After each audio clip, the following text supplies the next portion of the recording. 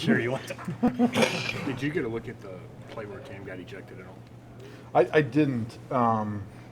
After the play was over, I heard whistles, and I turned around and saw that the guy was on top of Cam, punching him in the face. It looked like a UFC fight. And so I tried to run over there to split it up so that Cam didn't retaliate, thinking that obviously the guy on top was going to get ejected, but as long as Cam didn't retaliate, he wasn't going to get ejected. But obviously they both got ejected, so it's hard to say what happened earlier in the play because I had my back turned to it. Right. Did you see Cam throw the helmet at him?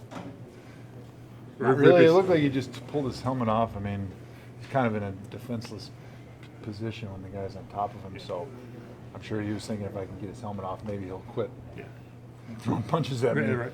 I didn't really see it. I mean, obviously, the first instinct, if you're him, is to do something, right? I mean, Well, I'm sure he was trying to get the guy off him because there was no one else around. He was right in front of the Cowboys bench, and none of the Cowboys guys were getting their teammate off of Cam. So I'm sure pulling the helmet off was his way of trying to end the situation. Joe, there have been a bunch of injuries there, and it's like, a new center almost every week or every other week, and then to have this happen on the fifth play of the game, how tough is it to just keep having to have all these changes constantly, in the game? Yeah, I think at this point we're used to having John Greco move over to center, so it wasn't anything new. It's not like we're dealing with new players in their different situations, at different positions, but it would be nice to have a game where you start the game with the line and you finish the game with the same line. But at least we've got guys that have plenty of experience this season moving over and playing center and jumping in at guard. Being a veteran, what do you say to Irving after something like that happens?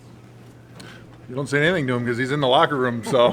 No, just in general, after the game. I think after the game, you're not really even thinking about it because you lost a tough game and obviously really disappointed and nothing to say because something happened in the first quarter.